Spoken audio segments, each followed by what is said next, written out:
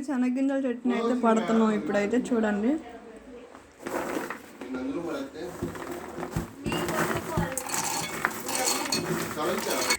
ఇప్పుడు ఇందులోకి ఒక 4 ఎండుమిర్చి చేసుకోవాలి.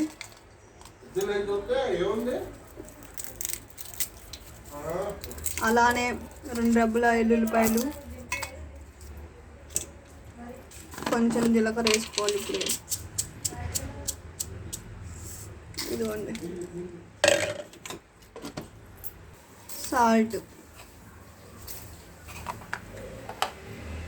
ఇదిగోండి ఈ చట్నీకి టేస్ట్ రావాలి అంటే ఆనియన్ వేయాలి. మీరు కూడా ట్రై చేయండి ఒకసారి, చాలా బాగుంటుంది చట్నీ.